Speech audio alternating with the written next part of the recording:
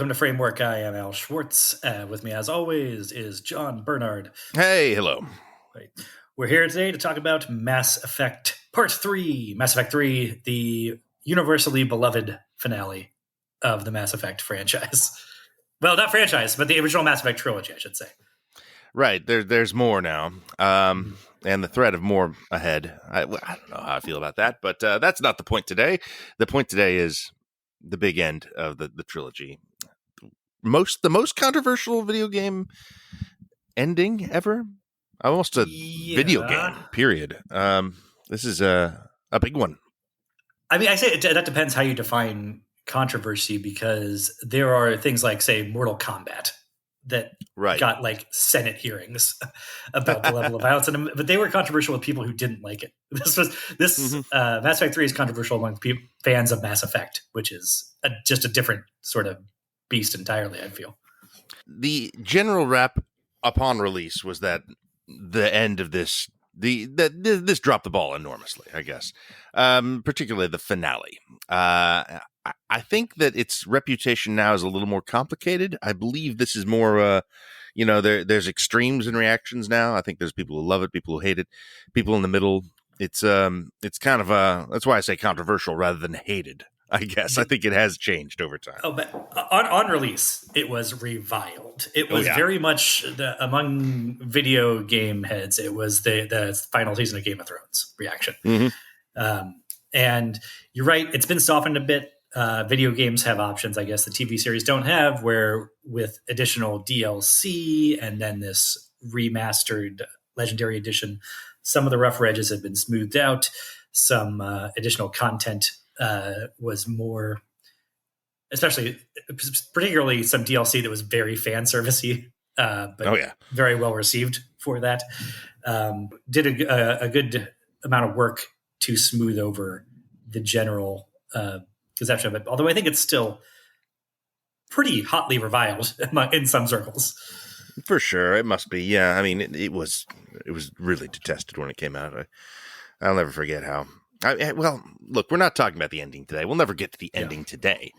I mean, there'd be a whole episode on the ending of Mass Effect 3. There's a whole lot of other game in here, though, and in my opinion, I think it's probably the best game of the trilogy. When you just strictly in terms of gameplay and how it works, I think this is an impeccably crafted thing, and the story's really good too. Well, I can quibble with you about what actually defines gameplay in a Bioware game, because like the dialogue wheel and story steering options, I think it's fair to say that is part of the gameplay in these things. That's the aim anyway. But I think what you're getting at, and what I would totally agree with, is that yes, as a shooter, this is far and away feels the best to play and shoot and run. Without question, the shooting mechanics are the best. But no, I'm including the gameplay, the dialogue trees and all that. I think that I think all of that is really good in this game. Like I think it gets overshadowed by the strong reactions to the ending. But I think as a Mass Effect story and the way that all of that is presented to you and the choices you can make in the game, I think are as good as the series got most of the way through. There's some of the best moments in Mass Effect during Mass Effect 3, I believe. And I would certainly agree with that, but I think the best moments in the Mass Effect series are pretty evenly distributed throughout the 3 games, actually. That's a fair point. Maybe even heavier populated in 2, except as we talked about, 2 is weirdly like the low point of the overarching story. It's agreed upon as the best one. Mass Effect 2 is like agreed on. Mm-hmm. I don't know if I completely truck with that anymore, is what I'm saying. And just to split another hair with you, though, I would agree with you. This Mass Effect 3 has some of the best writing in the series. Yeah. But I don't know if it's integrated into the dialogue wheel and all of that the best. Because there are much longer stretches of here where you're just watching a cutscene without even inputting a dialogue choice. And it feels like noticeably more options where there's only 2 options and there's not actually a difference between them. And so you may be right there. Yeah. I mean, it's the third game. They're on rails to some extent here in a way they aren't with the previous ones. There's things that have to happen, to drive the story forward. You have to be solving the crucible. There's things that must occur, and there's they've also kind of written themselves into corners when it comes to characters who could be dead. Mm-hmm. Like, you could have Garrus dead in this game. It'd be a shame, though. If you didn't have Mordin Solus alive, you have that option. But the game's worse as a result, if you did.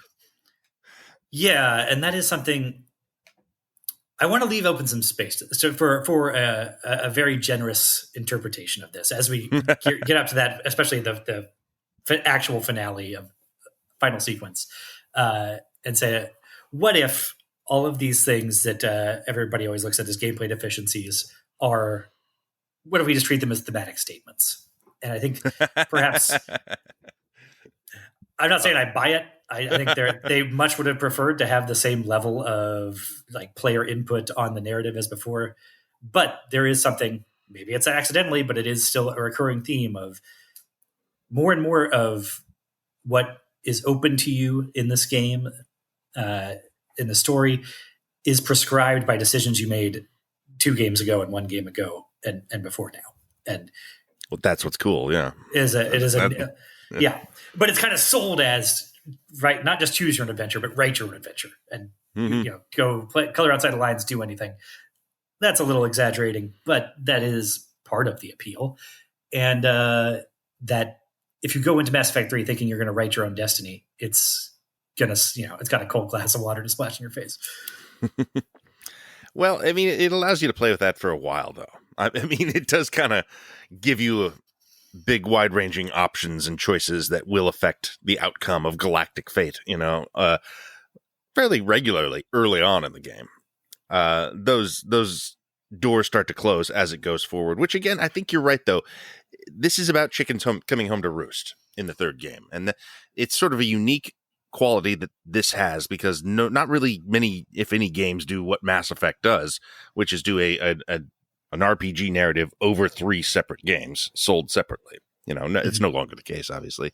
But at the time, yeah, like you had to fulfill what you had set up in the last 2 games here.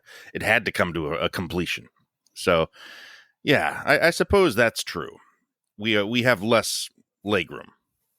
Yeah, it's interesting to me anyway. The idea that what Bioware is selling here, the Mass Effect thing, but it applies to Dragon Age or whatever as well, is that it's supposed to be about choice, player choice and consequence. And as we're getting into the finale, the 3rd act of this story, there are less choices but more consequences to choices that were made earlier, as story things that happened earlier. And especially, I dug up some old threads from around the time of release and read through them and everything. And gamers really like choice, and they really like the idea of consequence, and they really seem to despise the actual fact of consequences. Because this is part of the problem with what they're selling is, we kind of talked about it before, that your choices have to matter and have consequences, but also if those choices cut you off from game content, then that just pisses everybody off. Right. And so what does a consequence mean then? If it still allows you have to be able to win the game just as hard as a renegade, and not just every game, but like each encounter as a renegade or as a paragon, And if one of them is like a genuinely worse option when you choose it, people get pretty butthurt about that. And I mean, is that fair though? I mean, we're trained to kind of expect something, from our time, especially in a game that ultimately will take you about 100 hours to play through the whole story on, the 3 games together. I'm sympathetic to that in a sense. But yeah, again, it is a little at odds with what's promised. Like, yeah, you can fuck up your game. Should be an option here. You can go the wrong way and you can blow it. And I think games have actually gotten better at doing that now. I think that that maybe the Mass Effect games, at this point, what are they? Well over a decade old, have been influential in how people make games. And I think we've seen more experimentation with the ability to, ruin yourself early on, or do the wrong choices, or put the wrong stats in your character and be just break your entire game. Disco Elysium comes to mind, or the Baldur's Gate 3 is similar mechanics. I think Disco Elysium, you can build a character stat wise that can't survive the game. Yeah. Well, yeah, like his health is poor enough that you cannot literally get through the story. I feel like mechanically like that, it was always possible to fuck up your character creation. So, I mean, not always, but stretching back to tabletop Dungeons and Dragons, right? Where we began this Bioware. I don't know, what was that, 12, 13 years ago? And it was possible to do that with some of the earlier like D&D emulators and rogue likes and whatnot. That some of those computer, especially desktop computer games, could be unforgiving in that way. But narratively, they didn't have this ability, this branching story capacity that we're getting to in the 2000s. And you're right, like Mass Effect is blazing such a trail in that arena that it didn't get the benefit of some of the innovations it made. It had to sort of just live in it, stew in it, and live in the ire it produced. Yeah. And then other people could learn from it. It's a real Robert Zemeckis' Polar Express. Yeah, in a way. But we're talking a lot about endings here, and we're at the beginning of this game. So to circle back to mechanics, this is as good as the combat in Mass Effect has ever been. For me, like it feels like it works much smoother.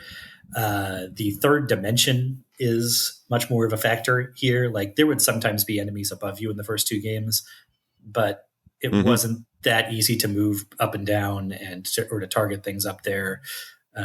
And here you're there's constantly not just chest high crates. Yeah. Not just chest high crates, but yes, things to one story things to climb up and get up on top of and be fighting out people on a different level. And that's cool.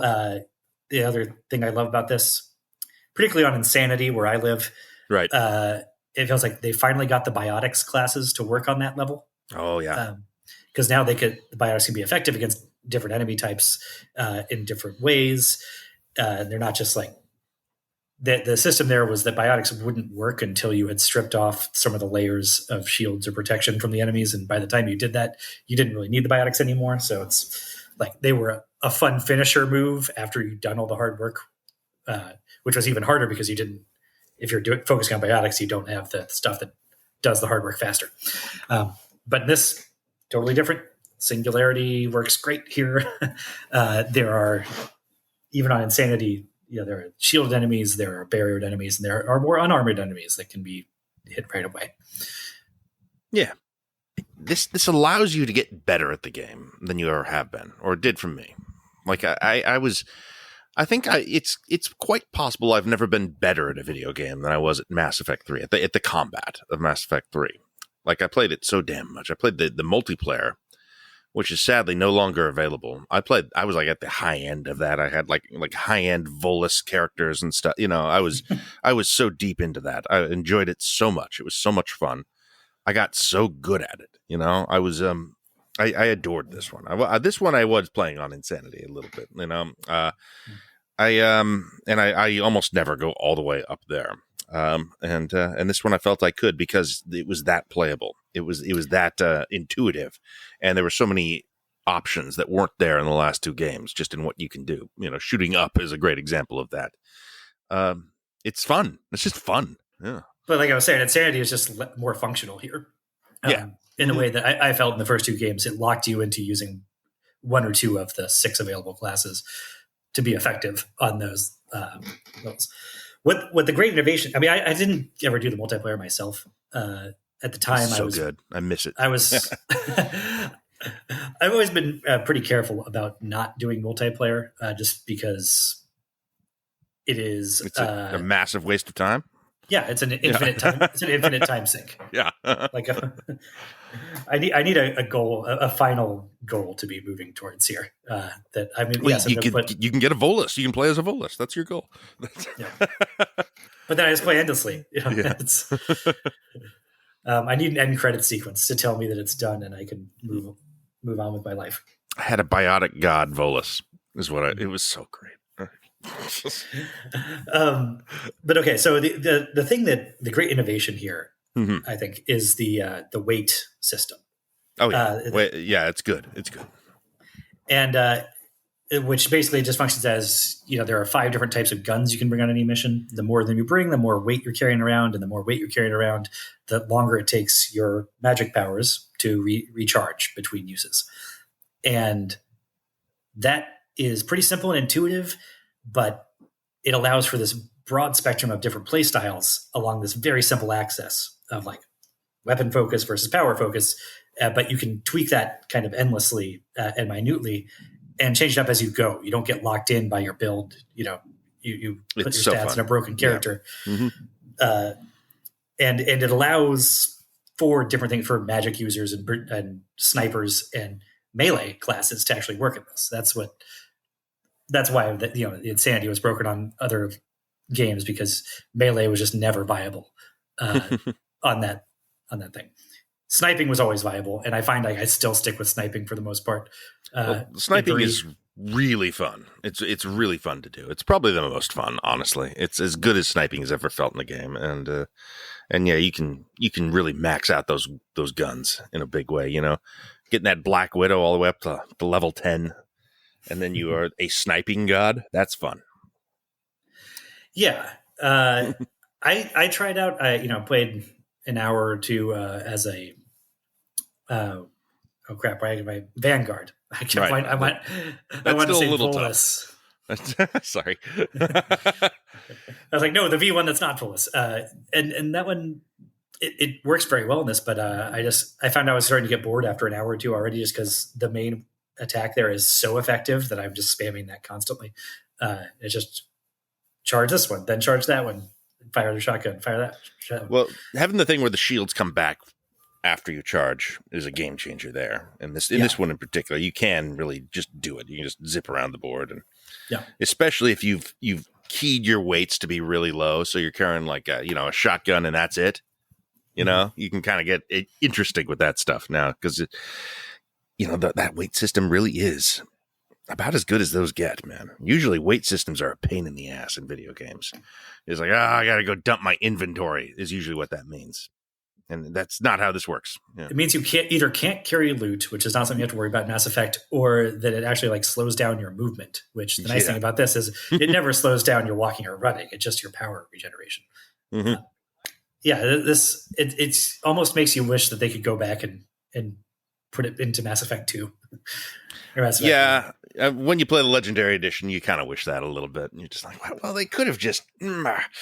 I mean, that would piss people off for a different reason, I'm sure. And like we said, this is probably the one, I don't know, I think this is mostly because of the ending agreed to be the least of the original trilogy, I think. Yeah. I don't at all buy that, but, I think colloquially, that's the belief. Colloquially, does that apply? Doesn't matter. Broadly speaking, it does apply. It's certainly, you take my meaning. Yeah, it's certainly the consensus opinion, and I don't agree with it. I'd probably put this on par with the first one, but again, their strengths and weaknesses are kind of very different. First one's mechanically very clunky, and this is mechanically very smooth. And the first one has a great overarching story, and this one's spottier, but its highs are so high. The characters are really well developed here, whereas the characters are a bit clunky in the first one. But now, like the relationships, particularly with Liara and Tali and Garrus, they're your ride or die crew at this point. Everyone who's been there since the beginning is just like, your ultimate best buds in this forever and ever. Yeah. Oh, and one thing about the combat that I love is it's so much more mobile now. Mm-hmm. The enemies are always tossing grenades, like to a cheap extent. They can discus these grenades about 600 yards across the map, and also they're heat-seeking grenades that if they throw them while you're moving will sort of magnetically track you to wherever you end up. It's so cool. Yeah. Mm-hmm. But the good thing about that is it does flesh out a cover, because with all the sniping I did in the first 2 games, the default tactic becomes pick a secure point, pop out and do a shot with a sniper rifle, go back down, pop out, blah, blah, blah. And now, like, sniping is still totally works here. And exploding a Cerberus soldier's head like a Gallagher watermelon is more satisfying than anything. But you have to be much more active and mobile even as a sniper. It's a great change. It's a really, really smart way of doing it. And it's, God, it makes the game mobile, as you said. And that is like sort of an intangible thing. Unless you play them straight through, you don't even notice necessarily, like, I'm moving a lot more than I used to here. Mm-hmm. And it's also a lot easier to move, like just mechanically, like the act of jumping over a small obstacle is now intuitive and easy rather than a pain in the ass, and your camera could get stuck on it or what, it used to be plagued by stuff like that. And they've figured all that out now. And yeah, you can explode heads like crazy. The Cerberus guys with the giant shields with the eye slot, you can snipe them through the eye slot and their head explodes on the opposite side of the shield. And it's the best thing ever. It's the most fun thing to do. And the achievement ticker pops up with a counter that says mail slot, or it's like special delivery, maybe it's called something like that. Yeah. Anyway, great stuff. I think the skill trees here are also probably the best of the three games. Yeah, probably. Like, there was definitely a like porridge was too hot, porridge was too cold thing between Mass Effect 1 that had too many skills with way too many meaningless pips of progression, where it's like, yeah, I'm going to upgrade my pistol damage from 4% to 6%. Like, hooray. You don't notice that at all. And then Mass Effect 2 probably oversimplified things where you get 5 total skills. They each have 4 ranks. You get one choice on the final rank as to like what to specialize it in. Now we're 7 or 8 skills, and they each have 6 ranks, and there's progression choices on ranks 4, 5, and 6. And those are all pretty good numbers across the board. I feel like it's not way too many skills to manage, because like the Xbox skill controller is still set up in a way that means I'm never going to use more than 3 like activated powers consistently, because that's all the hotkeys I have.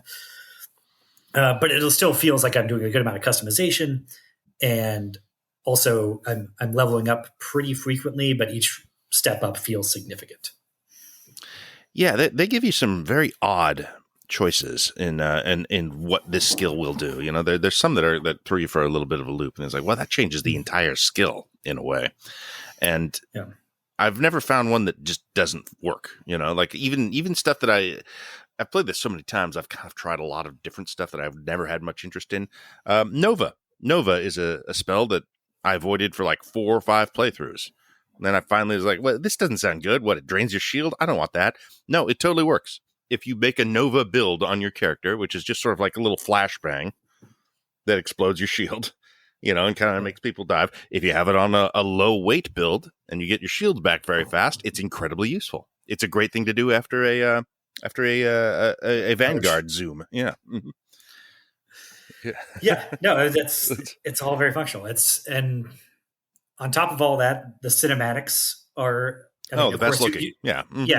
You kind of expect that to be a linear progression forward as time goes on, but just the way that the game can go from cutscene into like actual gameplay inside a level, or vice versa, without a cut. Mm-hmm. It's very smooth. It's something that I never thought that the transition between cutscenes and gameplay was really clunky in the earlier games, and now I'm like, oh, that's cool. That's just.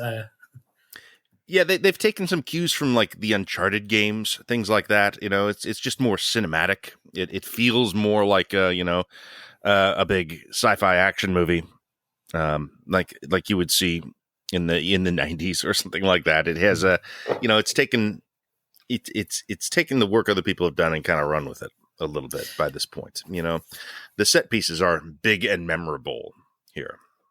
Yeah, but by the other token, though, I would say this is a much better animated game, but it's also worse looking than Mass Effect 2, in my opinion. Mm-hmm. Yeah, I think the lens flare is horrible. I like that. But okay. I can see that. Oh, do you mean just being like production wise? Just in production design, I mean? Like just how it... Yes. Okay. And the color scheme feels very one-dimensional. Like everyone's wearing the same gunmetal blue and gray uniforms. I mean, granted, this is the one where you're actually sort of like flying an alliance military ship and everybody's at war. And there's a lot more, you're fighting with actual armies here. So it makes sense story-wise to encounter that more, but it's visually more dull. And I don't like that the Citadel and the Normandy both have that same silver and blue aesthetic with lots of lens flare everywhere. We are somewhat locked in by an established aesthetic over 3 games at this point. Tachanka has to look like Tachanka, etc. I don't know if that's true. Yeah, okay. Yeah, they can't look drastically different, but there are still like certain color schemes that I associate with each game. Like Mass Effect 1 is the only one that has much green and brown in it. And Mass Effect 2 is the one that has all the red and orange in it. And Mass Effect 3 is the silver and blue one. It's how it's sorted in my mind. Okay. The overwhelming look of every game is metal corridors. Sure. But there's accents. You're right. Yeah. If you picture Mass Effect 2, isn't it warmer? Isn't it orange and reds more? It those corridors. Like there's more outdoor natural world stuff in Mass Effect 2 than the other games, I think, too. There's more like, well, it's a garden planet that we're landing on kind of moments. Those are very few and far between in this in 3. Yeah, everywhere you land is a war zone here. Yeah. So that's true. Yeah. I don't know. I think this is the best looking of the 3. I think the aesthetic is consistent. I see what you mean, but I don't know. The metal corridors have never looked better, I would say, than they do in this one.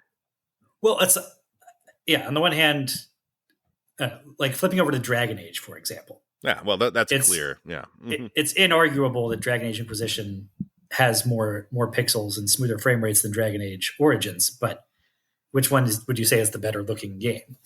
Inquisition. I would say Inquisition is the better looking game. Okay.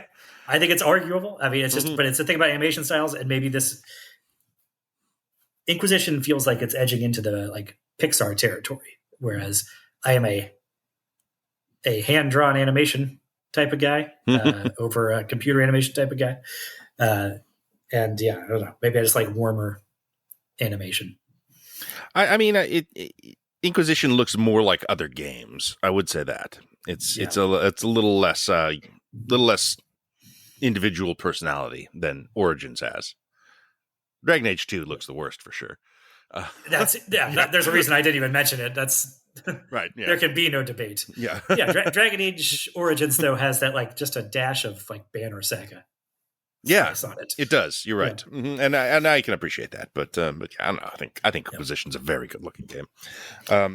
We'll get there when we get there. Yeah. I think Mass Effect 3 is a very good looking game overall. Okay. I just wish the color palette was a bit broader. Is all. Maybe I'm responding to and remembering the standout moments in 3. The most cinematic moments, which are gorgeous.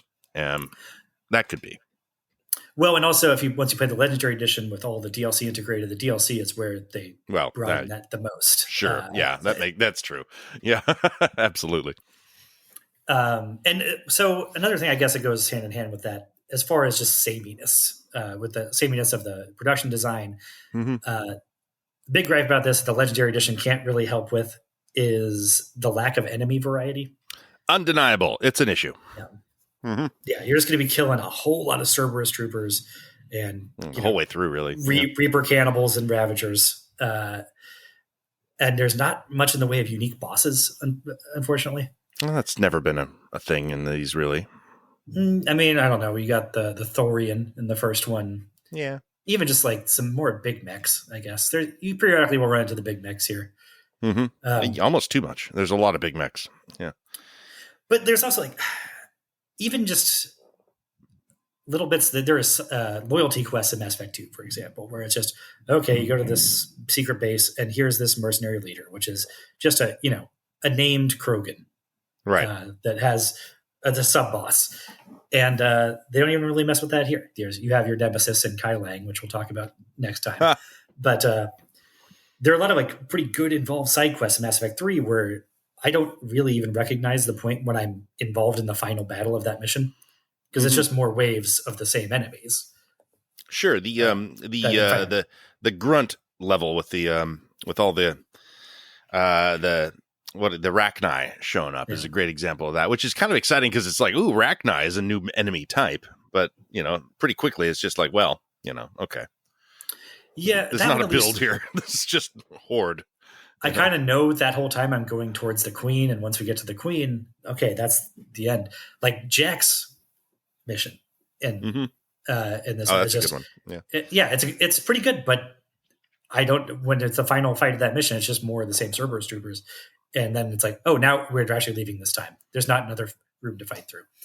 Well, you get to put on the mech in that mission. You get to that's the fun part. Yeah, but I don't think that's the end, though. That's not the final room of fight. Is it not? Okay, well, maybe it's close. Actually, I could be wrong. But my point is, because of this stuff, even for as much as this is as good as combat in Mass Effect has ever been, I almost wish there was a little less of it. That maybe if each mission just had one less wave of enemies. Maybe this is an opinion I developed by playing 2 playthroughs, sort of side by side, doing a lot of these missions twice in pretty rapid succession. Kind of, I guess. I mean, the enemy variety is a thing. There's a lot of Cerberus to mow down. Kind of like an unrealistic amount of Cerberus soldiers just get thrown at you frequently. Certainly in every big moment. The big mission on the Solarian science base, for example, is just a lot of goddamn guys here, and they just keep it's another battalion coming in.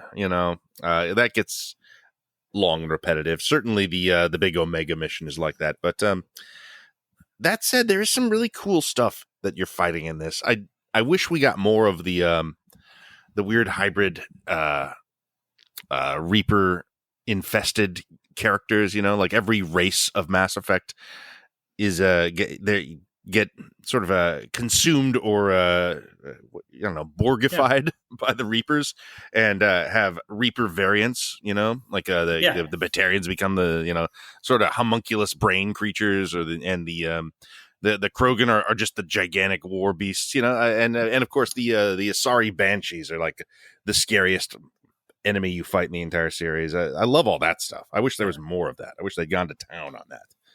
I don't think. Did we even get the Krogan one? Because there's the big Berserkers, but I think that's supposed to be the Yogg, the Shadowbroker creature.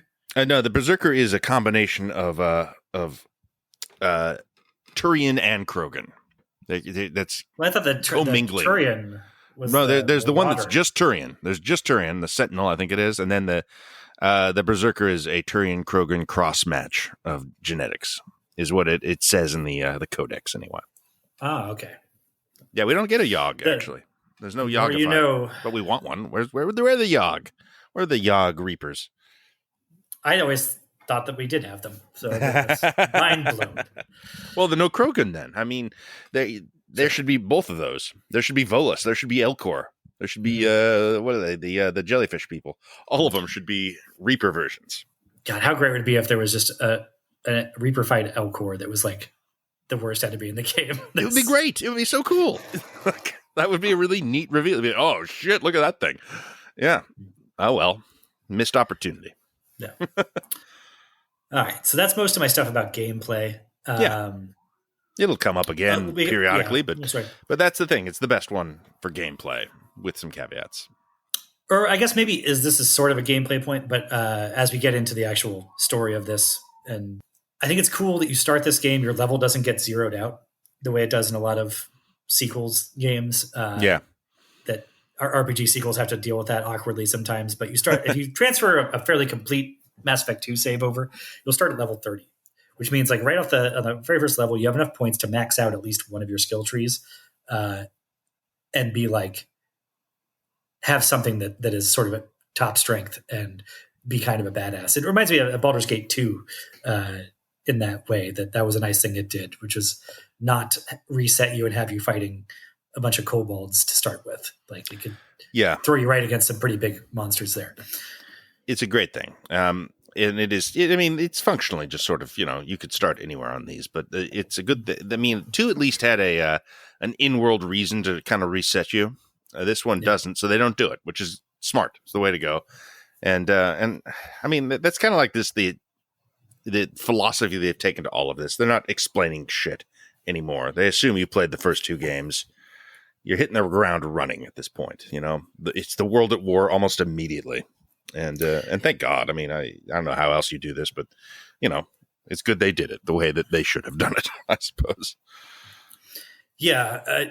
So it starts out with Shepard imprisoned on Earth, which is kind of jarring because that is not established at the end of Mass Effect 2, and especially if you didn't do the Arrival DLC, which I imagine some people didn't. It was released significantly after the game was out, so you're not going to get everybody.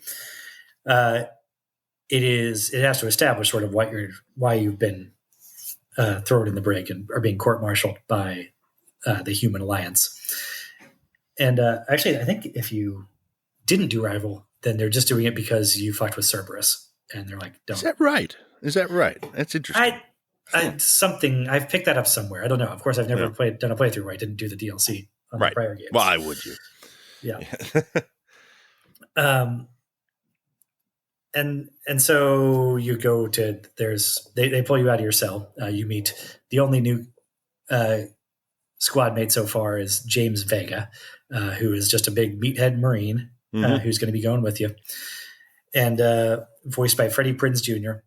I hardly ever use this guy. I just do not care for him. I've come around a little on him. I think he's okay. I think he's useful in combat. He's one of the better ones, I think, to bring just for, achieving your ends. You can get away with anybody you want, really, on combat, but I think he's pretty good in there. And I don't know. He's better than Jacob, is my point. He works better for me than your generic just dude bro that they saddle you with at the beginning. I think he's the best of those. He's very, very much a dude bro. Yeah. I'm not wild about the character, but he doesn't irritate me. He's fine. He's fine. Not a great Mass Effect character, but an okay one.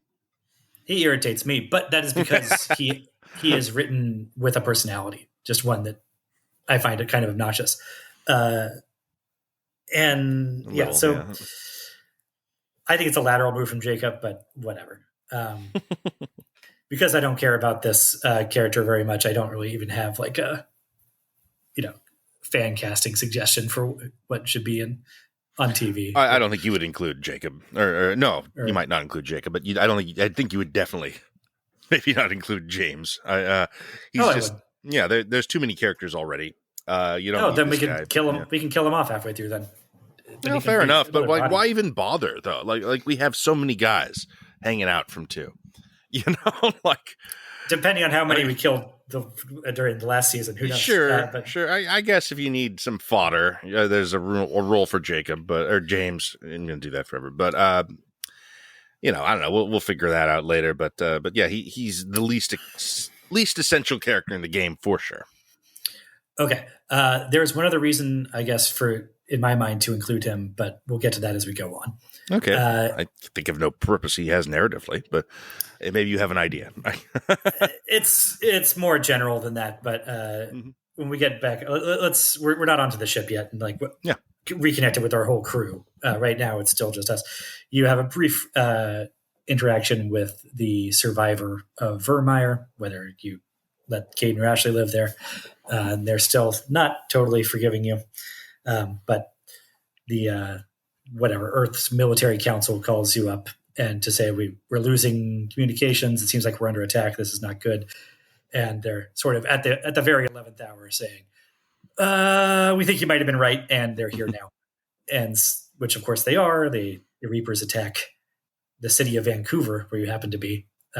Coincidentally, like where Bioware was headquartered, but there's the Reaper invasion begins, and Anderson, you and Anderson have to sort of fight your way to the Normandy through this initial invasion, and that's the opening level. Great opening, so cool, so fantastic. The Reapers, they're finally here. It's you and Keith David against the world. Fuck yeah, it's great. Mm-hmm.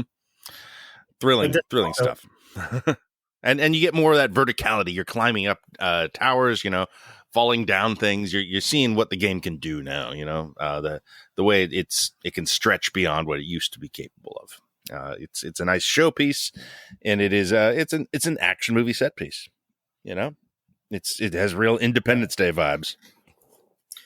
Oh yeah, it's pretty well staged, but it introduces you to the one of the most controversial elements of the series, the kid in the vent, who Shepard then sees get blown up on a shuttle as he's trying to escape.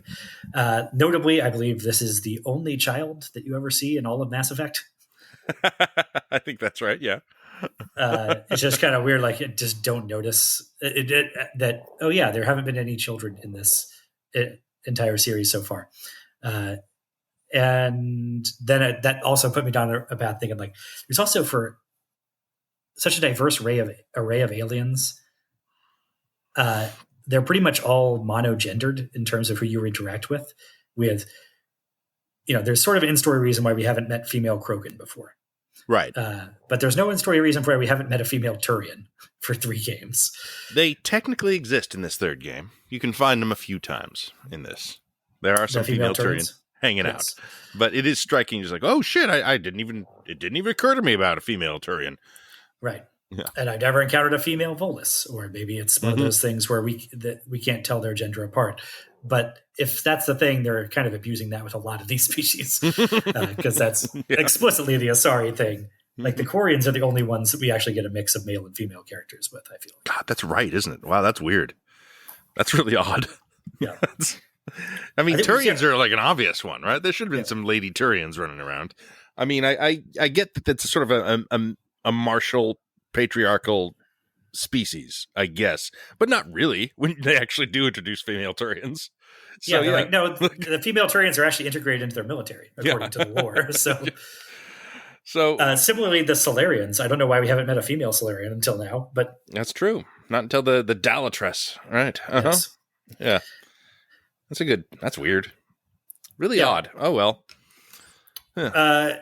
Obviously, that's just stuff that if you're putting on TV, you can mess with. There can be children in the background and varying whatever. Certainly. Yeah. Okay. So as you escape, Anderson stays on Earth to help the sort of resistance, partisan fighters that are staying there. Of course. Not the best motivated thing. He could probably do better, contribute more in space than he can on the ground there, but whatever. We can't have Daddy Keith David looking over our shoulder the entire game. So we got to do a thing. It's kind of a, I don't know. At this point, you're not really being, thrust out of the nest. Right. No, but but it wouldn't make sense to have an authority figure on your ship with you. I mean, might be fun. Put him on the team. Might be fun.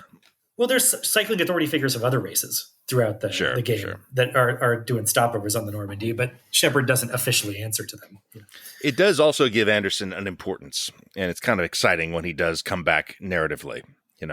Whenever you have a conference call with Anderson, you're like, ooh, I better put on my best suit for this. Yeah, I got to take off my N7 hoodie and put on my dress blues. Yeah, I'm going to stop wearing my Mad Max leather daddy costume. All right. So now we're heading out of the Earth system. Just side note. Excellent scoring here from Clint Mansell. Oh yeah. And a handful of other people. I think they're incorporating some themes from earlier in the series, but there's a whole lot of original score in this game. A lot of it's very good. One of the standouts is the Leaving Earth sort of piano Inception theme. Taken as a whole, this is on par with a lot of great movie scores, I would say. Yes. It's as good as stuff you'll find in. This has better music than anything in the MCU, for God's sake. Easily. It adds immeasurably to this thing. It's better because of this, and in an obvious way. Like I feel like you would have to bring that over to the show. Like that's. I mean, you could do original. It depends who you get.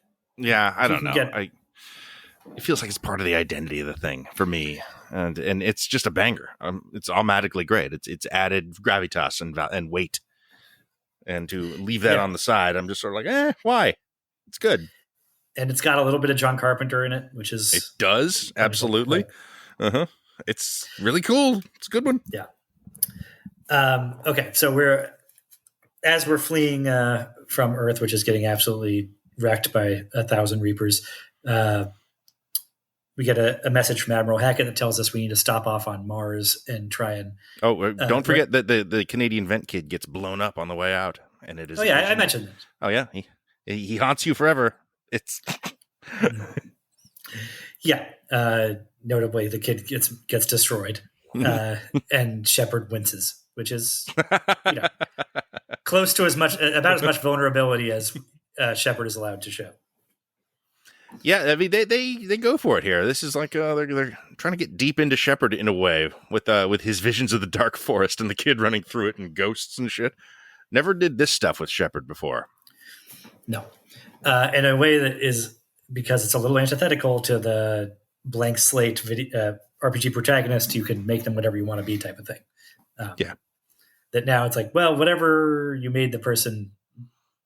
If you come this far in the series, you picked up some pretty severe PTSD. Well, yeah, I mean, it's what we were talking about earlier. You're kind of hemmed into a narrative arc a little bit here. Mm-hmm. You know, it's things coming home to roost, and not all of that is stuff that you chose. No.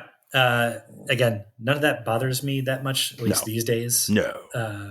It didn't bother me that much back then because, I wasn't trying to go that far, take my Shepard that far off the beaten path. I was just making my decisions about thumbs up, thumbs down on the Rachni Queen. What am I going to do there? But I was happy to kind of stay within the narrative rails. And so all this characterization seemed to make total intuitive sense to me.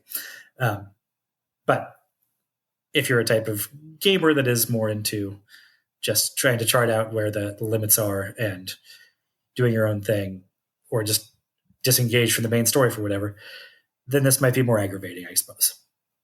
Maybe. Yeah, I suppose. Whatever. I have no patience for that.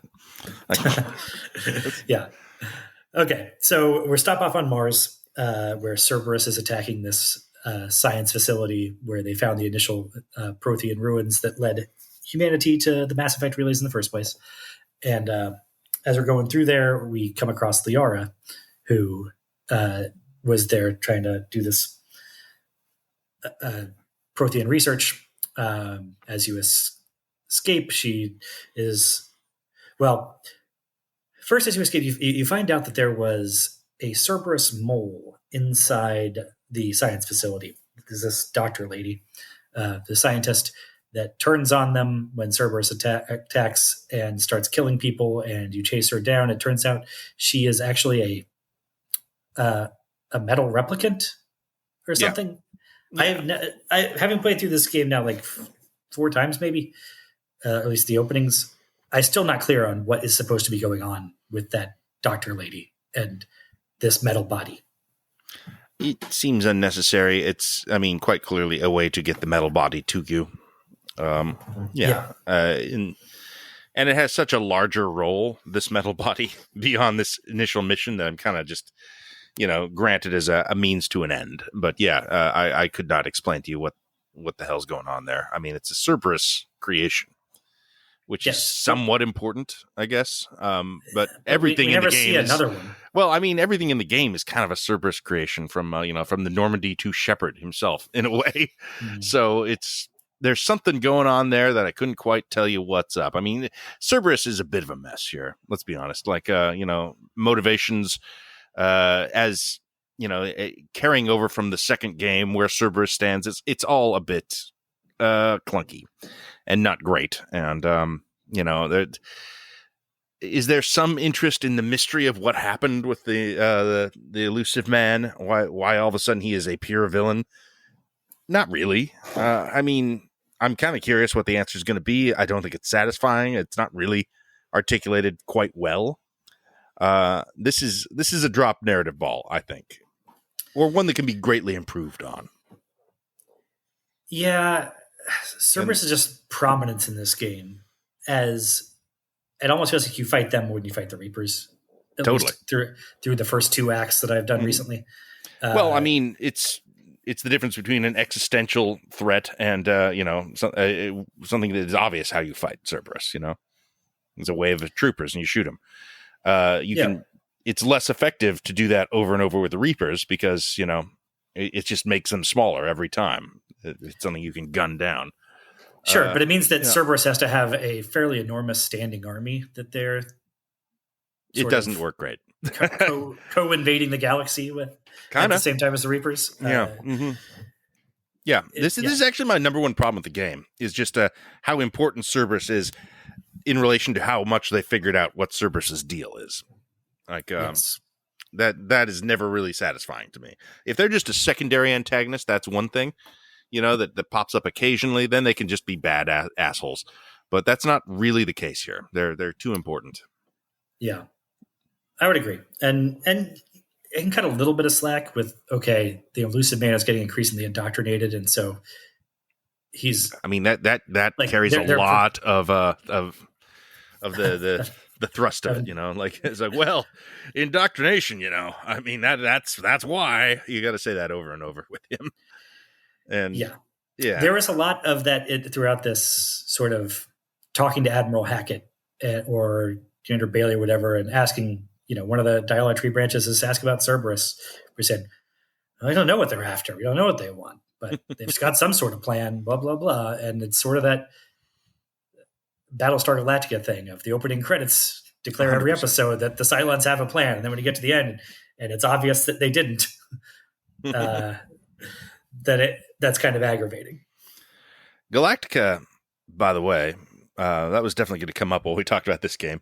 It seems to have been a huge influence on it. I would say, like this is doing Battlestar Galactica stuff throughout.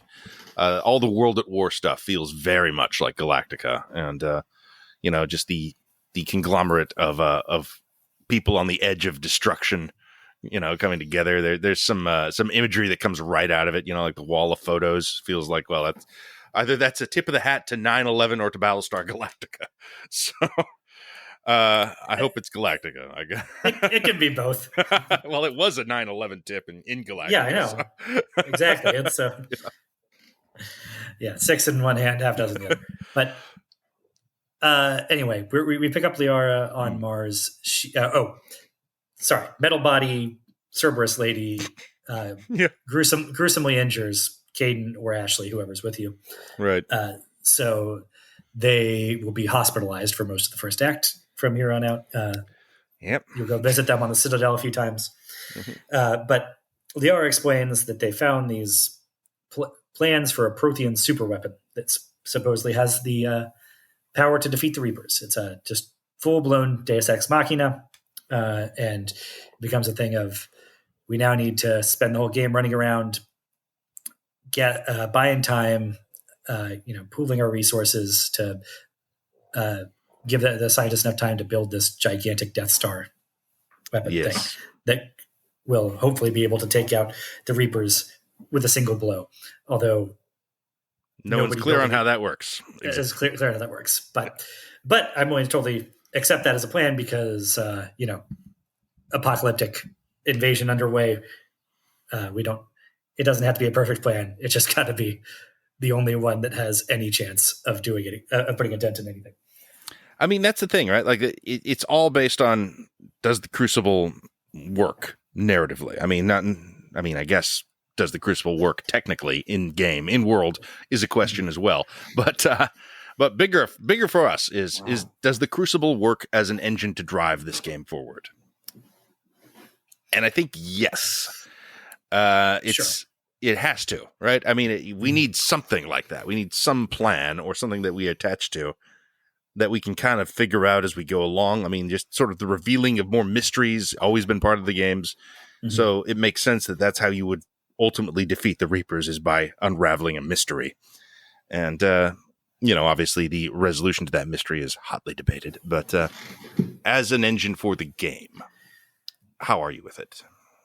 I think I'm okay with it. Like I said, It is a pretty naked Deus Ex Machina, but like I said, we need something to be pushing towards here.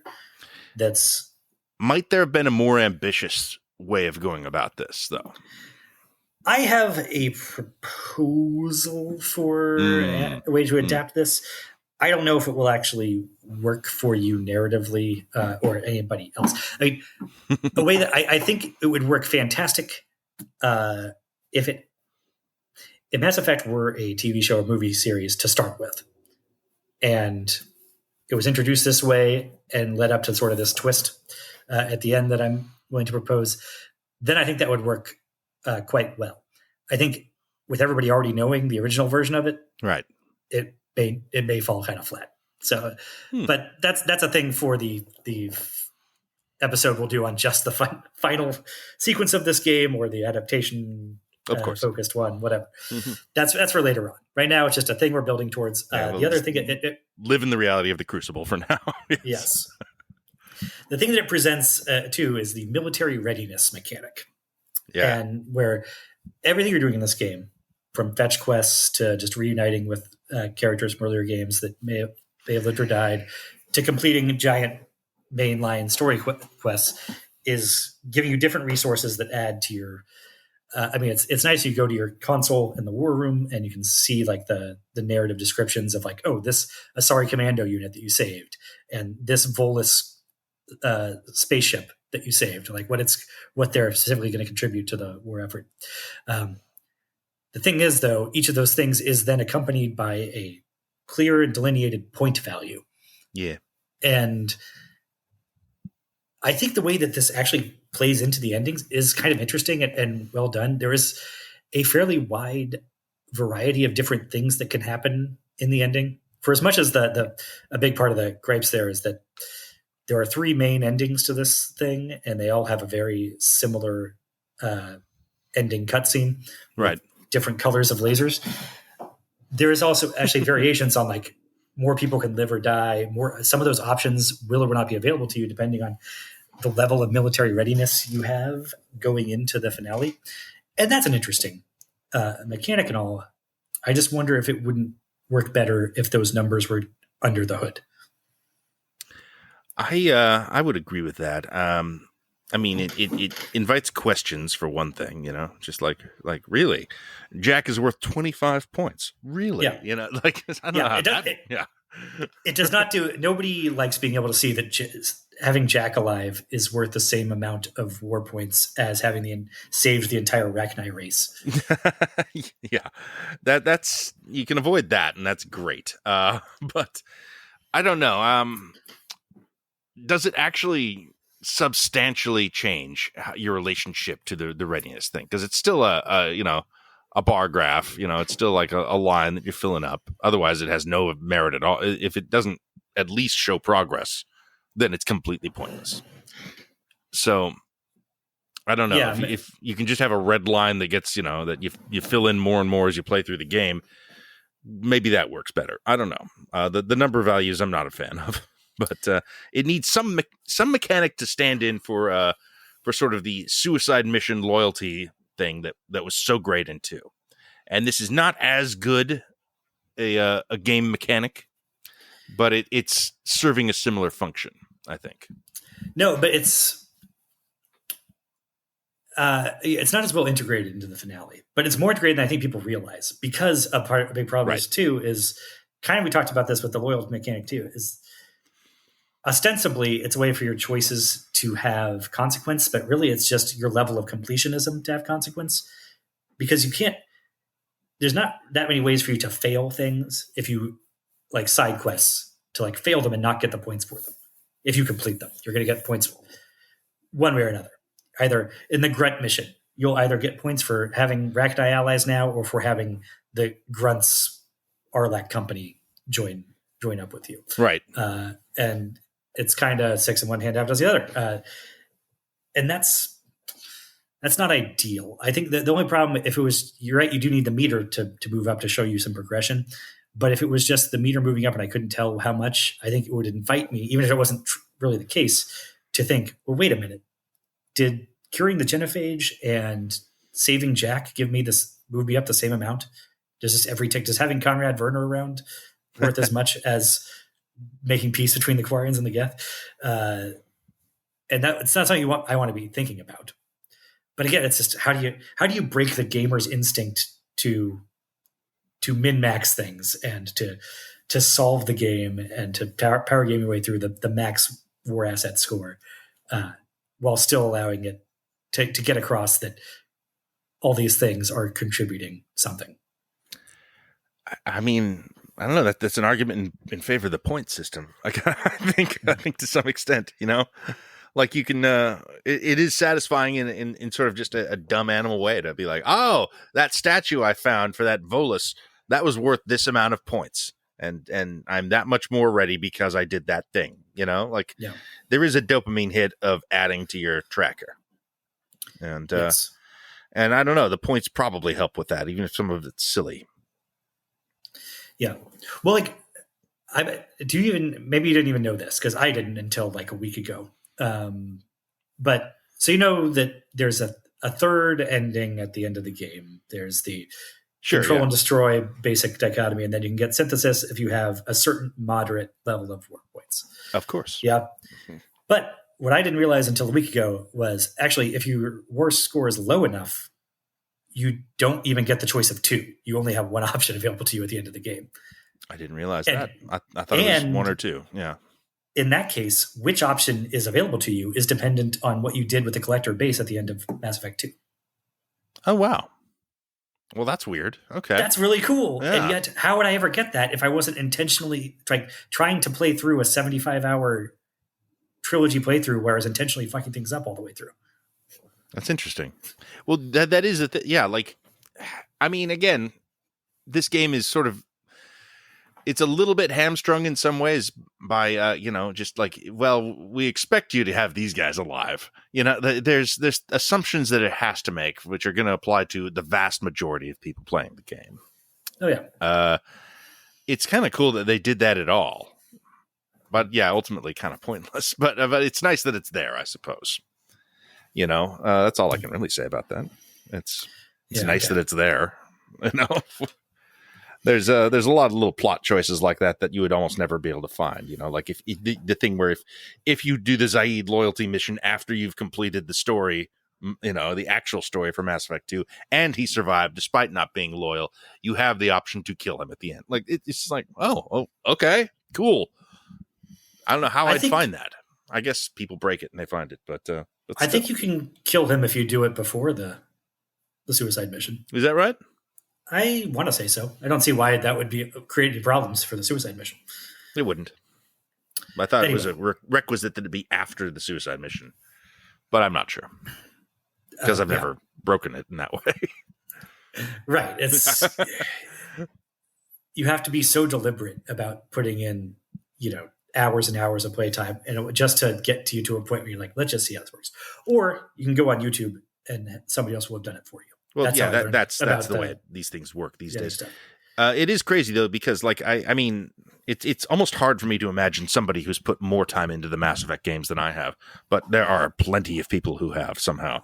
Yes, people have really beat these out to find. I figure like they found everything at this point, right? They must have. Yeah, maybe not in Andromeda, but certainly in the original trilogy. Yeah. Okay, so now we're on the Citadel. It's sort of covered in refugees because it's not just Earth that's under attack. It's also the Batarians got wiped out pretty much right away.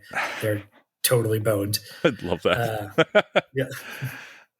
You actually talked to not Anderson, the other one, Lance Henriksen. What's his name? Hackett. Yeah, and about the Batarians. I was like, I think even if we win, there's no more Batarians in the galaxy. It's just like, whoa, cool. How about that? I like it, how brutal that is. Yeah, well, the perennial losers of Mass Effect, the Batarians, can't catch a break. And the Turians and the Volus are being attacked, and the Solarian and Asari homeworlds are not under direct attack yet, but everybody's kind of bracing for it. Like I said, you can visit Caden Rashley in the hospital. You can find Thane in the hospital there. Sure, yeah. He's sort of in hospice care because he's on really limited time now, too sick to join you on the Normandy, even if you ask. You can also get Dr. Chocolate's back.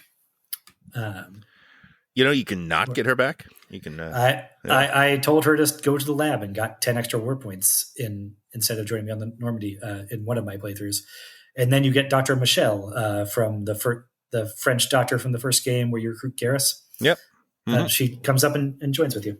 Not bad. she's not a bad character either. She's no Chakwas. No, Chakwas is. That's something we talk about. We in our prior adaptation focuses, we haven't talked about needing Chakwas to be a bigger figure. Chakwas is great.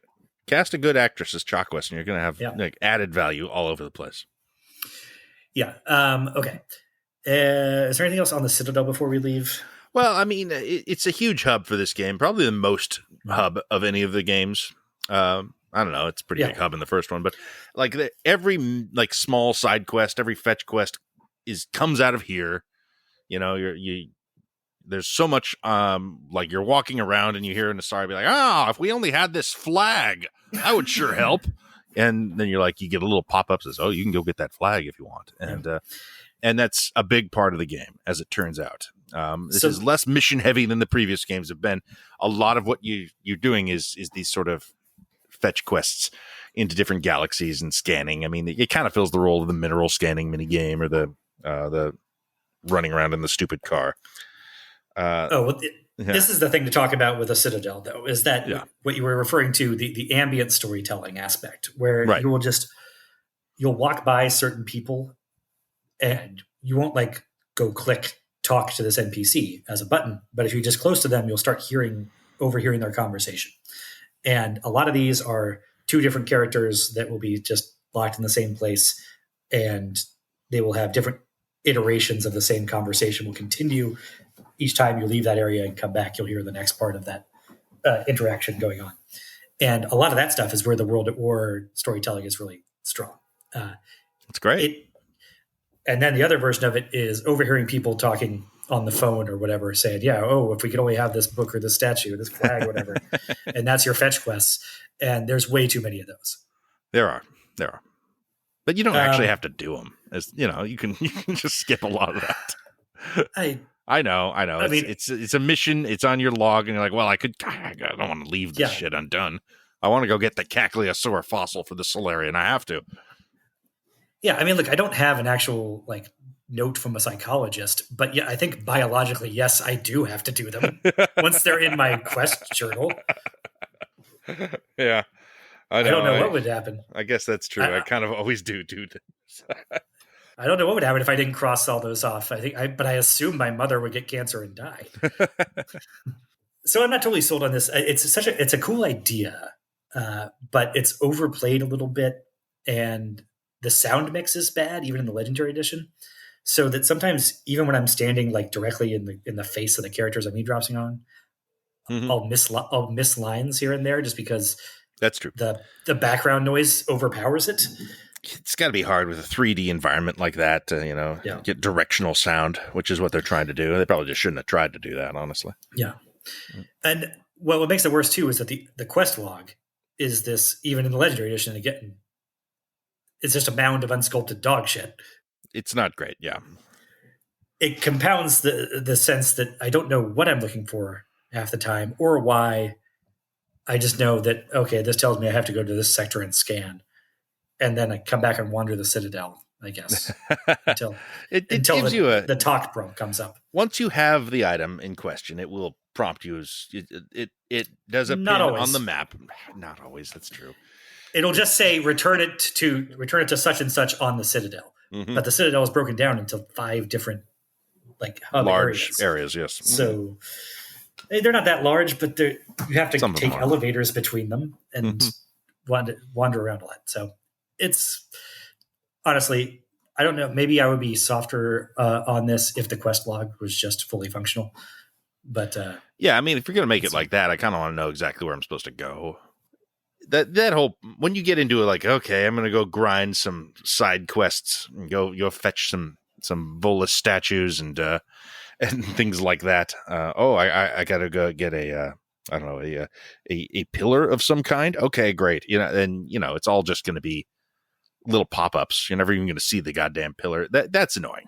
That's a frustrating part of this game, I'll admit. But I don't know. There's always busy nonsense to do in Mass Effect that sort of adds bulk to the game, and I'm kind of just okay with that at this point. I kind of relish it, and I think I would feel it would feel wrong if it wasn't there. I don't want to remove it entirely. I just want to cut it down by 50%, the amount of religious artifacts and flags and statues there are to recover. If it had a more practical kind of benefit to you than more war points, that would help too. But I don't know. One of the values of this thing is how great it is at streamlining your inventory and equipment loads. So maybe not. I don't know. Cosmetics? Yeah. Maybe. I don't know. I'm okay with the war point thing in principle. Just it's just too much of it. It's walking around the city. You can tell when it's like reset the level on, oh, now there's a new batch of these fetch quests there, because you start walking around and it's like, oh, I'm just walking. I haven't finished overhearing this one conversation. Another one has started. And things are just popping up constantly. My quest log is now 35 deep. Okay. But point is, we're back on the Normandy now. We have got, our bold pals, Joker and Edie are there. Dr. Chakwas, for 95% of people, will be there. Your engineer Adams, your boy from the first game, is back. And let's see who else we got. Samantha Trainer is the new recruit. Yeah, the new Kelly. New Kelly Chambers. Kelly or Samantha? Who do you like? Samantha is much more developed of a personality, I would say. Right, but there's a charm to Kelly. There's a fun to Kelly Chambers, and I don't know. Samantha's a little irritating sometimes, I find. Oh, maybe. I mean, I don't know. She's designed to be very likable. Yeah. But it's good having I like having a crew. It makes the Normandy feel a little more like the Enterprise. That there's the crewmen who are not going on the away team, right? At the time. As we get deep, we'll get to Edie in about 2 missions from now. I'd say the first important mission to go on. Technically, you're supposed to go to Palaven first, but the first thing to do is go to Eden Prime and do the From Ashes DLC. Of course, which was a day 1 DLC. So I don't even lump it in with the others as sort of add-ons. It's pretty essential, I think. I think you need it, even if you technically don't. Yeah. Can't imagine doing this game without this. So this is the thing. You go to Eden Prime where the first game started, and there was a Prothean dig site there that was to be how everything got kicked off. And they've uncovered a stasis coffin that has a living Prothean that you can unfreeze. And he's an unfrozen caveman Prothean. And this is your other sort of like new party member for this game, Javik.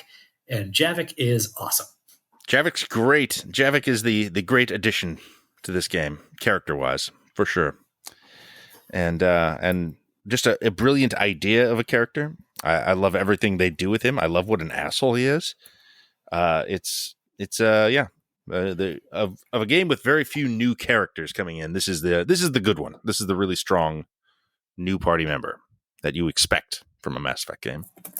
Yeah, and he's great because he's just an asshole. Yep. And not exactly the, Grunt Zaid HK-47, the barbarian. Let's just kill everything asshole. He is he's just not nice to people. He only cares about fighting the Reapers.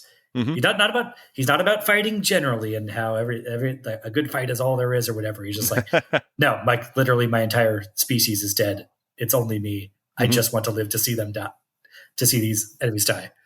And it turns out that the species he comes from, the Protheans, a lot more fascist than we had imagined. Yeah, that's great. Yeah, it's really great. And so Liara, of course, who is, the entire series has been, she is a Prothean archaeologist. That is her field of study is how the Protheans lived, what they did. And they are kind of been presented for 2 games as this sort of benevolent genius race.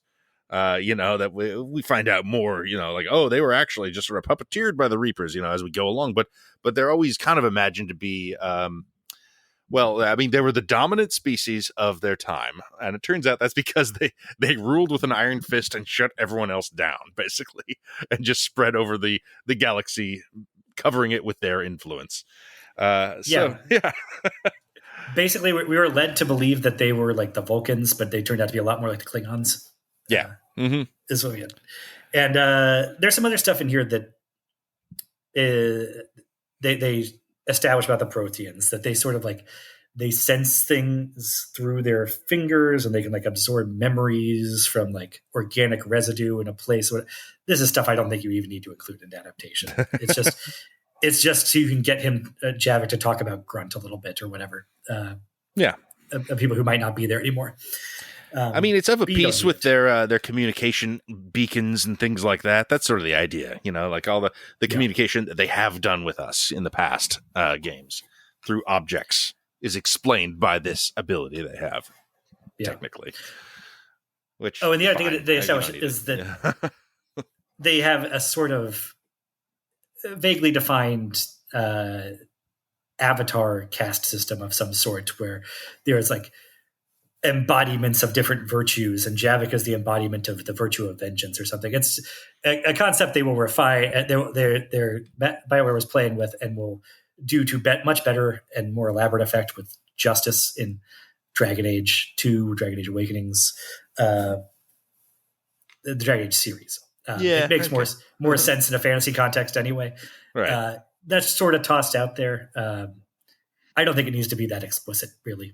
That it's a pseudo magical thing. I mean, I do like getting more and more Protheans. I want to hear all about them. Like, I mean, he can't talk enough about how things used to be, and all the new lore that drops when you get a Javik. I know. I want to hear what the Solarians were toads back in the stuff like that. That's great. Yeah, that's what's great. He has no respect for any of the current races because he knows them in their Neanderthal forms as a bunch of stupid idiots. Yeah. And so part of his thing is it's a great bit where he like goes off on Liara, like blaming the Asari for the overall state of galactic non-readiness for the Reapers. Cause he was like, you were the most advanced species of the time. We were like getting ready to elevate you. You were our number one hope, and you fucked it up is his position. And that's great. But the rest of it's just sort of, he'll talk about the Krogan or the Solarians and what like idiot lizards they were. It's a little like you never watched the show Detroiters, did you? I did not. Oh, okay. Tim Robinson show. Tim Robinson, yeah. Mm-hmm. There's a great bit where an old man who used to work with Tim Robinson's father keeps seeing him and saying, "Hey, Tim, I know you. I used to change your diapers." And he just doesn't know how to respond to that. He's like, I don't know. Why do you keep telling me this? And Javik's got a bit of that going on too. Anyway, Javik's great. I almost wonder, is TV-wise, is there a way to backfill him and have you discover him in Mass Effect 2? Because he could go on the collector mission with you. Yeah, I suppose. I mean, it's almost like it's almost appropriate that he shows up when shit is going down. I think because he's such a seismic character to introduce to the world and the lore that it almost plays best if when he shows up. There's too many things going on, already. Like there's a lot of homeworlds being invaded by galactic forces. So there's not a lot of time to deal with Javik. He's just sort of involved. And in that way, he does feel like a DLC character in that he doesn't have like a massive role to play in how the Crucible pans out. You could take him out and narratively nothing would be affected, which, if you have a redo, maybe you change that. I don't know. Maybe none of this shit works unless we find Javik, I was just thinking, like, could we find him even like in say the end of the second season of the show, like midpoint of the second game, right? Maybe the collectors actually found him and have like one preserved, unfucked with Prothean that they keep for whatever experimentation reasons or to draw tissue samples from to create new collectors, whatever the justification may be. Kind of like but that. Having that would be add something additional to that sort of. It's not a mid-season finale, but the season finale it's mid-game and it's not the big climax of that storyline, right? And maybe that's another sort of momentous thing. But then it does raise a question of but then there's just been one Prothean running around the galaxy for 6 months before the Reapers invade, and nobody's really reacted to that in any way. It would be like newsworthy at least. Well, it'd be a rewrite. I mean, You know, you'd have to restructure things, and you could be like, well, you know, maybe he's crucial to finding the Crucible at all. Like maybe there's maybe without Javik, we don't get that step. You know, there could be a way to build him into the narrative where he is important, which makes sense because he's a huge character to throw in there, something from a 50,000-year-old dead species. Bing, I think I got it. Yeah. He has been Cerberus has been hunting him, trying to capture him because they want to, experiment on him and whatever since the end of Mass Effect 2, and he's been hiding out with Liara because she's interested in him, and also as the Shadow Broker is one of the few people that can stay ahead of Cerberus, and she leads him, or he leads her to the Crucible stuff. I think that all works. I believe we had Shadow Broker DLC as the opener for Season 3, so that makes perfect sense. I was like, oh, we have a Prothean? We need Liara. Liara's in the middle of getting, somebody's trying to kill Liara. We got to solve this too. Yeah, that all follows. Yeah. I kind of like this now. This is cool. All right, we're veering too far into adaptation, though, because we're still trying to do first act game stuff. Yeah, because so you go to Palaven, the Turian homeworld. You actually don't go to Palaven proper. You go to a moon of Palaven where there is heavy fighting with the Reapers. You meet up with Garrus there and find out that the Turians, their leader is called a Primarch. They have cycled through several of them in rapid succession as the Reapers have been just blowing up their whole world. And now it's, what's that Téa Leoni show called? Soul Survivor or something like that, or Designated Survivor. Anyway, it's fallen down the line. It's Laura Ross. Okay, yeah, all right, yeah. Right. Okay, you're right. That's Téa Leoni was the Secretary of State. Yes, right. But okay, but it's Laura Roslin. It's right. 19th down the line of succession, and you have to find some general to let him know that he is now actually the head Turian, and then convince him to come with you on the Normandy to go to broker a peace summit to try and get the Krogans and Solarians, if possible. Yeah, that's what this is all about, right? The Krogan-Turian Solarian alliance. Yeah, get everybody to fight together, which you think would be easy and obvious. Of levels of xenophobia, the only option for anybody at this point. But yeah, nonetheless, there's not much game if that is the case. So, I mean, I'll always believe that people are going to be like, well, no, fuck you. I don't care if we all die. I'm not working with him. That is an always believable scenario for me. Yeah, I suppose. So now we got Garrus with us again. Garrus is great. He's just he's our wingman. Yeah. And the other thing on Palaven that happens is something starts happening. Things start going crazy on the Normandy. And we go back there, you find out that the metal body has come back to life. Right. And now it's been taken over by Edie, the artificial intelligence, and she's got herself a sexy robot body. And she can now come with us on missions on the away teams. It's interesting to me that this is never presented as maybe briefly at the beginning, a scary thing. This is never just like, oh shit, that doesn't seem right. And it's more just like, oh, Joker's getting a girlfriend. That's where we are right away with this. Which I guess plays to their ultimate goals with the AI story. But it does seem like a more alarming thing to happen, that the ship by Fiat decides to inhabit this indestructible body. Yeah. The Cerberus built ship. Yeah. I don't like this. Okay. I understand that makes sense to me. Go on. Well, I think there's value. I like the Star Trek crew of not having every person have to be somebody who is a Galaxy class soldier in close combat. And people can contribute things from the ship or from, I like that we have Steve Cortez, the shuttle pilot. He's a character we didn't mention earlier. Right, yeah. Who just flies the shuttle for us in and out of the hot zones, but never comes out and shoots with us. But that's a potentially romanceable character, a pretty well-written character, somebody you want to include. And I think Edie's fine in that capacity. I don't need her. And honestly, a lot of my reservations would be tamped down if it just wasn't a stupid, sexy robot body. But it's this Barbie doll, like this chrome Barbie doll thing. I mean, it's voiced by Trish Helfer from who is another Galactica. I mean, she plays the lead Cylon on Galactica, so it's more of that. I don't know.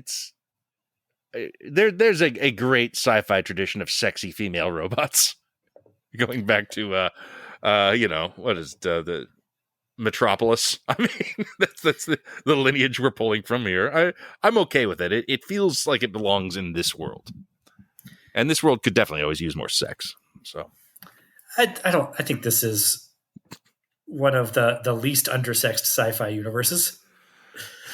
But I'm not saying fair enough. Honestly, okay, it could be a sexy robot body closer to the Ex Machina body. And yeah, that's cool. Actually, I would prefer that. Farther along the spectrum towards Ex Machina than towards the fembots in Futurama. Okay, yeah. Or yes, Austin Powers and Futurama, that fembots. Yeah, that works for me. If she is sort of still alien and weird in a way, I think that's great. In fact, if there's a weird little Ex Machina inspired story playing out with Joker, I'm down with that too. In fact, I'm hoping for that all through Mass Effect 3. That there's a whole card waiting to be revealed with EDI that never happens. Yeah, and again, that's to their end, to their ultimate goals narratively. Yeah, the whole card is. But I was waiting for it. Yeah, the whole card's the destroy ending, but we'll get there when we get there. For now, right. I mean, the hell of it is, EDI is a very effective squad mate. She's got great powers that can sort of do the address shields and armor both, which is the main thing you need from your companions. I kind of mentioned this, but one of the reasons I don't tend to use like a Vega as a squad mate is I just don't tend to use the soldiers in these games. Because you soldier. Yeah, and I never have a sense of how effective they're being with their guns. But their powers, I know exactly what's going on with them, and they're easy to do from the sidelines. It turns out actually they are really. I've found out from Mass Effect 3 YouTubes, there's a pretty simple way to sort of kit Garrus out and do his skills, where he's just ungodly powerful and it is mowing down all your enemies for you. Well, 3's better at that. 3's a lot better at using these guys in roles. And having them. I don't know. It's a lot easier to hotkey their moves too. Yeah. So if you want to hit Javik's Dark Fate, that's a really good one to just sort of spam at people. That there's a lot more options with how you coordinate with your team here. And I think EDI is actually the only support character that I really like in gameplay. I never thought Tali worked that great. She works good in Mass Effect 2. I haven't really used her in 3 as yet. And I have not tried Caden yet, but his power set is similar to EDI's in that he should be able to, he's got powers in both pools that should be able to address different types of shields. Nonetheless, I should be focusing on support with Caden, I guess. I'm always trying to make Reeve work for him, and it doesn't. Anyway, and there are like certain, you can customize your guns, right? And like for my guns, I'm always throwing stuff on the ultralight materials that lower the weight of them. I never do that for my companions' guns because I'm not convinced that it affects their like recharge time. I can see it affecting mine, but I have like a 20% doubt that maybe that just is a non-functional gameplay element. And so I just put other stuff on them. Like, I bet the damage tracks, the accuracy probably tracks. I don't know. Anyway, So we're off now to they give us our marching orders of we have to go now to Surkesh, the Solarian homeworld, to I'm trying to remember what even we're picking up the female Krogan. But do we know that when we got there? Yeah. Grunt's aware. Grunt is now hanging out with us. He's there to. Yeah, excuse me, Rex. Grunts on the Rachni mission. Rex is now aboard the Normandy. He's sort of he has risen in the ranks of the Krogan, and he's now the galactic representative of all Kroganhood. Or if he died, his brother Reeve, who is a big asshole. Right. Yeah.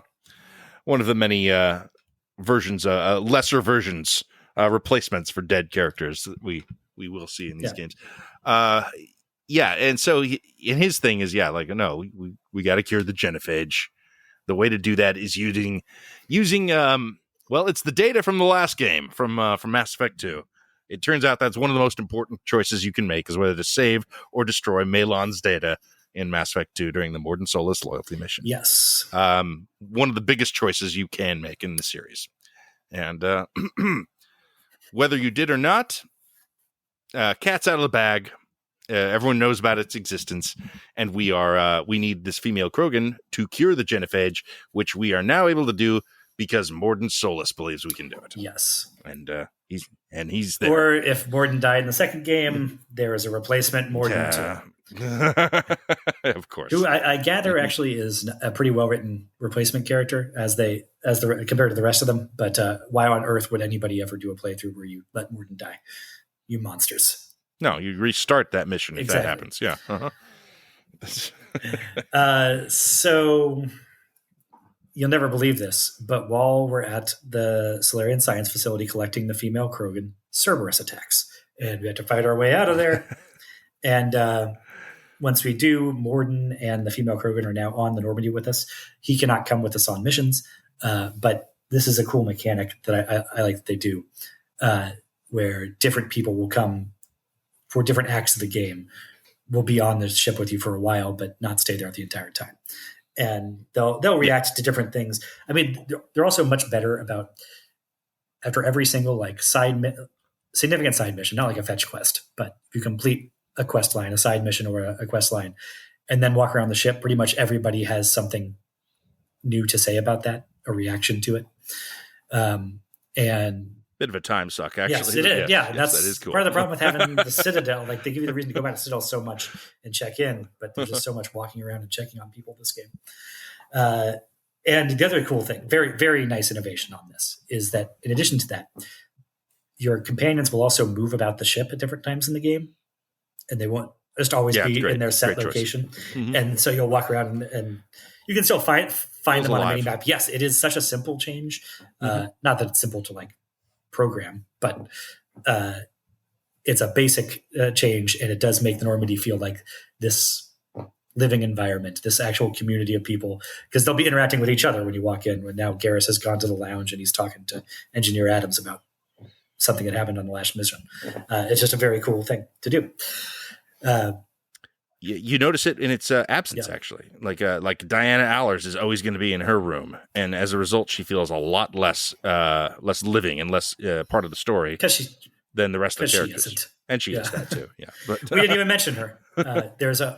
No. Why would there's a war reporter that invites herself onto the Normandy that you can have be on the ship to do periodic interviews with, modeled after an IGN reporter from the 2010 era. Whose name escapes me, and Jessica Chobot, which I remember because it's a weird name. That's an awesome name. Yeah, but no, it's irrelevant. It's not an important thing, and it could be an interesting aspect of the game, but it's sort of a. Well, I mean, it doesn't even matter as stunt casting because no one really knows who Jessica Chobot is unless you are, a big following the IGN YouTube channel in 2010. Yeah, which maybe was at this point you don't know. Yeah, maybe that was a fairly significant chunk of the Mass Effect fan base in 2010. These days, who knows? Okay. I think it was roughly equivalent to putting Felicia Day in your game at the time, but maybe that's a weird thing to do too. You played her mission in Dragon Age? I think weird. I did once. I don't even know if I might not have finished it. Yeah. I think it's a DLC for Dragon Age 2, I believe. We'll get there eventually. Yeah, exactly. So, but in terms of side missions before you go to Chichanka, the ones that are worth mentioning are the Grunt one and the Jack one. The Grunt one, like we mentioned, is there is some rumblings on the edge of the galaxy about the Rachni showing up, and Rex or Reeve sent a Krogan commando unit to go investigate. You go there, and if Grunt is still alive, it's led by Grunt. You go into some caves. You find out there's some reaper-fied Rachni down there that are getting indoctrinated, and you can save the queen again and actually get the Rachni's help this time, or you can kill them off again and get a few extra points for Krogan commandos. They're still alive. And that's an okay mission. It's a couple nice grunt moments, but it's all the grunt you're getting. So enjoy. You get a drunken email from Grunt afterwards, which is very funny. The fake out grunt death at the end of this mission is pretty effective, I must admit. That's cool. It is. It definitely worked on me the first time. Well, actually, I think that Grunt can, if Grunt was not loyal to you in Mass Effect 2, but he lived through Mass Effect 2, I think he does actually die there. But I could be wrong about that. Okay. There's just, unfortunately, there's too many. You make the choice. There's too many of these things to even be sure. Like, I could Google that, I'm sure, but I don't have them all in my notes. Because how would I get through? I have killed Grunt off in some Mass Effect 2 things, but I've never not had him be loyal. Yeah, I mean, honestly, if I have a character not loyal on that mission, they're probably not loyal for the purpose of them dying on that mission.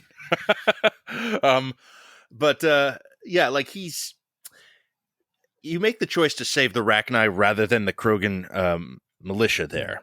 And that feels like, I hope Grunt's going to be okay. I think I'm going to get more war points, though, from the Rachni. And it seems like you've just sentence Grunt to death is how that feels when it plays out. So it's neat when he comes. They give him a big heroic death cutscene, which is well done. Exactly. It's a good one. Yeah. And then when he pops back up covered in guts and blood and limps out, it's like that too should feel like such a cheat, but you're also like, oh yeah, but it is Grunt. He's kind of indestructible. Like that's his whole thing. Yeah, it's fun. Yeah. It's fun. And I mean, they kill some people off in this game in big ways. So, you don't need another one necessarily. It's kind of fun to have that happen. And yeah, Grunt's a more comic character as well, so he can kind of live in that world where shit like that happens to him. And that's fun. I like all that very much. It's probably the best part of the mission, honestly. Oh, yeah. Because the mechanics of fighting Rachni with your flamethrower isn't as fun as some of the other combat. No, I don't like that mission very much, actually, as for gameplay purposes. Yeah. It is variety, but it's not great. Yeah. Yeah, the Jack one is bog simple combat-wise. You're just fighting all the Cerberus troopers over and over again. But the idea there's Grissom Academy is this special school for human biotics. And it's Samantha Traynor picks out something that they said they were evacuated, but she thinks it's a phony signal, and Edie confirms it for her that's something that's a Cerberus cover signal they used for a thing in the second game, which we don't need to go into. So you go there to figure out what's going on. Cerberus is attacking, as they are wont to do, and you find out Jack has become a instructor at this biotic academy and is now sort of their defense against the dark arts teacher. And it's just a great evolution for her character. It is. The new Jack design, the new Happy Jack design is fantastic. She's got the ponytail. It's still with some bald spots carved out. It's kind of a mohawk ponytail thing.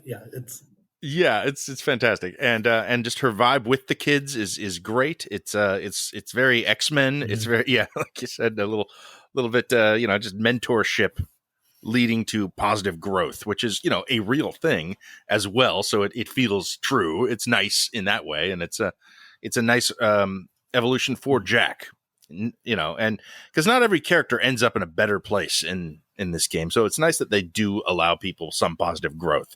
And this is probably the best example of that. Yeah, I think it's the best. Also, I don't care what Jacob's up to, but this is nice. This is a nice thing for the game. The character we played with in 2. Who was one of the more emotional kind of damaged people in that game. Yes. It's good. Yeah.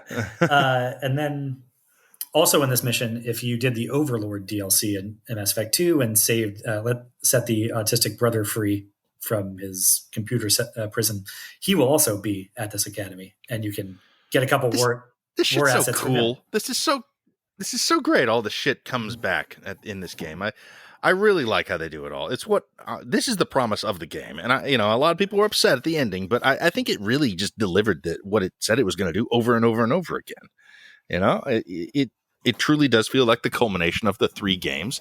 It's the stakes are higher because of the invasion, and every little thing you did pays off one way or the other. Well, the one little gripe there, I guess, that people have is that it does become a thing because there were so many characters in Mass Effect 2 that all could be dead. Every side mission in this game is just a reunion with one of them. And it's true. It makes the world smaller. Yes. So if you didn't kill off a significant chunk of them in Mass Effect 2, then yes, the world feels very small in Mass Effect 3. It's a reunion tour.